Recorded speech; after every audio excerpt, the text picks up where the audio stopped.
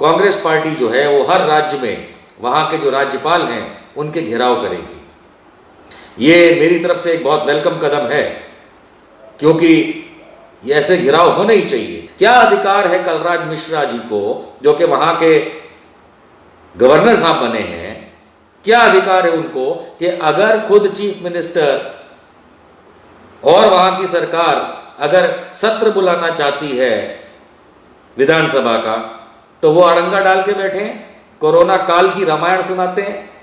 अरे गवर्नर साहब, कोरोना काल के अंदर ही योगी आदित्यनाथ गया था अयोध्या, वहां पे रामलला की मूर्ति रखने के लिए, तब भारत में कोरोना काल का कोई असर नहीं था, बराबर। उसी तरीके से कोरोना काल के तहत ही भारत की पार्लियामेंट चल रही थी। टीएमसी के एक नेता को खड़े होकर बोलना पड़ा कि बंद करो पार्लियामेंट, ये क्या लगा रखा है, तब जाकर के पार्लियामेंट बंद हुई। शर्म आनी चाहिए, ऐसे गवर्नर को उतार के फेंक देना चाहिए। आए थे भाजपा से, वापस भेज दो भाजपा में। नहीं चाहिए ऐसे गवर्नर या राष्ट्रपति जो किसी पार्टी का हाथ पकड़ के उसके फायदे के लिए काम करने की कोशिश करते हैं। देखिए, इस देश के अंदर पिछले कुछ समय से हम ये ऑब्जर्व कर रहे हैं कि डेमोक्रेसी जो है, जनतंत्र गणतंत्र जो है, उस सारे के सारे मायाजाल को ये बना करके भारतीय जनता पार्टी जो है वो सत्ता में आने के बाद 2014 से गणतंत्र से खेल रही है, जनतंत्र से खेल रही है, संविधान से खेल रही है, और हां, कानून से खेल रही है। और वो खेल रही है का शब्द मैं इसलिए इस्तेमाल कर रहा हूं क्योंकि सरकारें कई आई और कई गई, लेकिन हर सरकार ने जनता के लिए काम किया, हर सरकार ने प्रो पीपल आइडियोलॉजी अपनाई, हर सरकार ने देश के लिए काम किया। अब कुछ निकल के ये आ रहा है कि श्रीमान नरेंद्र मोदी जब से प्रधानमंत्री बने हैं तो ये बातें तो जरूर करते हैं कि हम लोगों के लिए काम कर रहे हैं, देश के लिए काम कर रहे हैं, पर हकीकत में देखिए तो कतई ऐसा होता नहीं है। इनकी पॉलिसीज देख लीजिए, सरकारी पॉलिसीज ने देश डुबो दिया। नौकरी नहीं, पैसा नहीं, इकोनॉमी नहीं, बिजनेस नहीं, इंपोर्ट नहीं, एक्सपोर्ट नहीं, हर टाइप का इन्होंने ढकोसला आप लोगों को पेश किया। इसके उपरांत इन्होंने जो अपने तरीके अपनाए डीमोनेटाइजेशन के, जीएसटी के, पाकिस्तान को लेकर के जो ब्रवाडो किया, हिंदू मुसलमान के झगड़े करवाए, कुछ राज्यों के पीछे पड़ के उनकी छींचा लेकर करने की कोशिश करी, तो ये सब देखते हुए सिर्फ खुद की वाहवाही लूटने का काम नरेंद्र मोदी ने किया।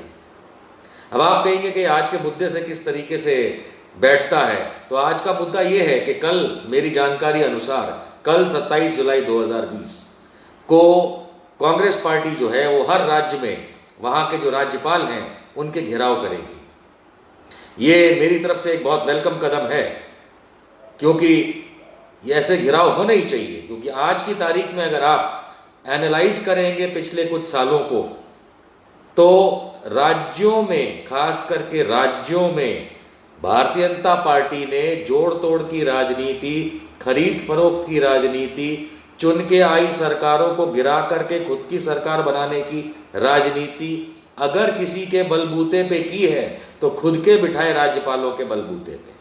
भारत का संविधान राज्यपालों को कुछ विशेषाधिकार देता है, कुछ विशेष अधिकार जरूर देता है, लेकिन वो विशेष अधिकार भी चीफ मिनिस्टर और जो ग्रुप ऑफ मिनिस्टर्स होते हैं विधानसभा के, उनके तहत होता है।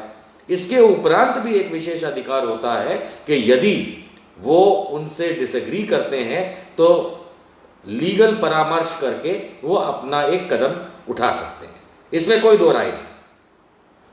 लेकिन आप देखें तो मैं भी रीसेंट पास्ट में बता दूं, और महाराष्ट्र की बात कर लेते हैं कि महाराष्ट्र में जो अभी हालिया सरकार है उसके पहले किस तरीके से वहां के गवर्नर साहब ने साबित कर दिया था कि भारतीय जनता पार्टी बैठी है गवर्नर की कुर्सी पे, ना कि एक इंडिपेंडेंट गवर्नर जिसकी हम चेष्टा करते हैं कि हो।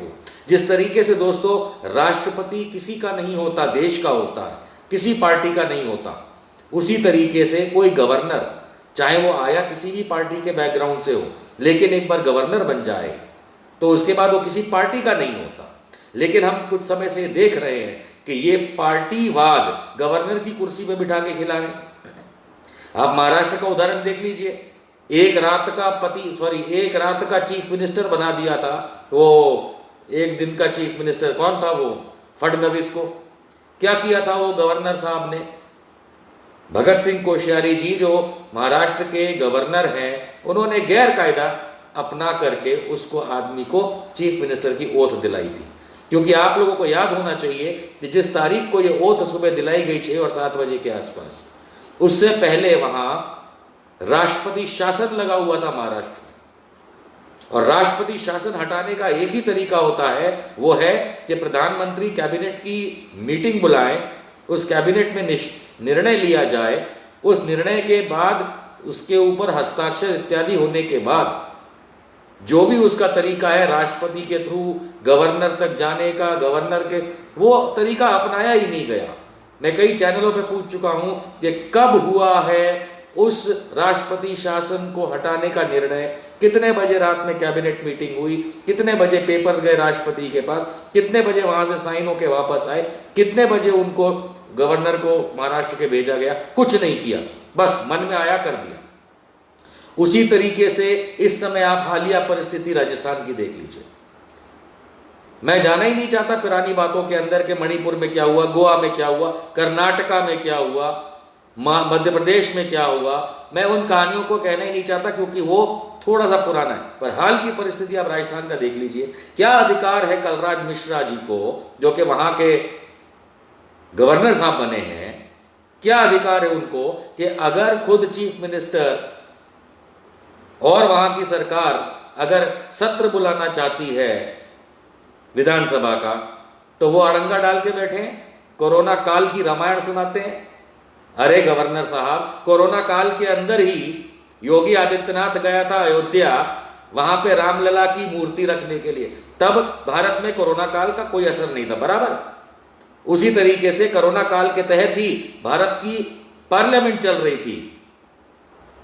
टीएमसी के एक नेता को खड़े होकर बोलना पड़ा कि बंद करो पार्लियामेंट, ये क्या लगा रखा है, तब जाकर के पार्लियामेंट बंद हुई, तब कोई प्रॉब्लम नहीं आई। इसी के अंदर 5 अगस्त को कोरोना काल के अंदर श्रीमान नरेंद्र मोदी जा रहे हैं फिर से शिलान्यास करने, जाने कितनी बार होगा राजनीतिक शिलान्यास राम मंदिर का करने, तब कोरोना काल आपको नहीं दिखता।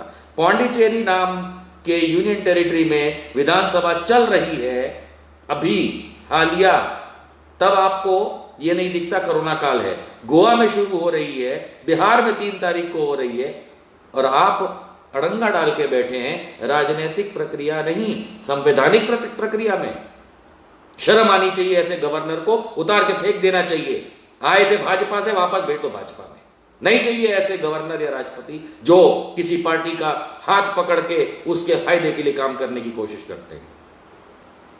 इस तरीके से आप डेमोक्रेसी का मर्डर करेंगे, इस तरीके से आप जनतंत्र खत्म करेंगे, इस तरीके से हमारे गणतंत्र को, संविधान को आप मारेंगे।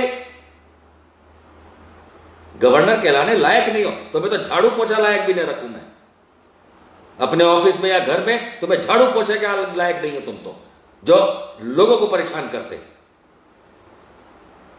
और हां, कल कांग्रेस पार्टी पूरे दिन अलग अलग राज्यों में इसी तरीके से हो रहे डेमोक्रेसी के मर्डर, संवैधानिक पोजीशंस का गलत इस्तेमाल कर रहे लोग जो भारतीय जनता पार्टी ने गवर्नरों के तौर पर बिठा रखा है, इसके अगेंस्ट, इसके खिलाफ एक प्रतीकात्मक विरोध प्रदर्शन जिसको कहा जा सकता है, घेराव कहा जा सकता है, वो हर राज्य के राज्यपालों का किया जाएगा, चाहे वो कांग्रेस शासित प्रदेश हो या गैर कांग्रेस शासित प्रदेश हो। और सारे भारत को इस चीज को समझना चाहिए कि गवर्नर, राष्ट्रपति, जज, मजिस्ट्रेट, पुलिस अधिकारी या कोई भी सरकारी संवैधानिक पद पे बैठे लोग अगर अपने किसी आका के लिए काम करने लगेंगे तो इस देश में उन लोगों की कतई आवश्यकता और जरूरत नहीं है, कतई जरूरत नहीं है। ये संविधान for the people, by the people, of the people है। हर चीज for the people, by the people, of the people है। लेकिन आप for BJP, by BJP, of BJP है। शर्म आनी चाहिए ऐसे लोगों को। हाँ, कल को कोई बोलेगा भैया गवर्नर साहब के लिए आप ऐसा कैसे कह सकते हैं, तो गवर्नर साहब जब बेतुका काम करेंगे जब भाजपा के अंदर घुस करके बातें करेंगे और काम करेंगे तो भैया सवाल तो उठेगा, और सवाल ही नहीं किया जाएगा, हटा भी दिया जाएगा। इंपीचमेंट की प्रोसेस होनी चाहिए इनको हटाने की। और मैं आह्वान करूंगा सारे देशवासियों से कि कल के दिन अपने तरीके से सोशल मीडिया पे या एक अलग तरीकों से इस चीज का समर्थन करें कि कोई भी राज्यपाल किसी राजनीतिक पार्टी का फायदा पहुंचाने के लिए, कोई भी हो, किसी भी पार्टी का हो, किसी को भी राजनीतिक फायदा पहुंचाने के लिए अगर राज्यपाल जैसे संवैधानिक पोजीशन पे बैठे हुए लोग अगर गलत तरीके से इस देश के अंदर एग्जाम्पल सेट करते आए और करेंगे तो भारत की जनता आपकी इज्जत नहीं करेगी, भारत की जनता आपको उखाड़ के फेंक देगी। कांग्रेस पार्टी तो एक पॉलिटिकल पार्टी है, वो तो अपने तरीके से घेराव करेगी और मुझे लगता है ज्यादा से ज्यादा लोग अरेस्ट होंगे। भारतीय जनता पार्टी तुम्हारे दिन गिनती के हैं। बंद करो ये गैर कानूनी काम, और कोई भी गवर्नर की कुर्सी पे बैठे हुए लोग थोड़ी सी शर्म रखो, संवैधानिक पोजीशन पे शर्म करो। कल के इस घेराव का मैं समर्थन करता हूं और मैं चाहूंगा आप सब समर्थन करें अपने अपने तरीके से। धन्यवाद।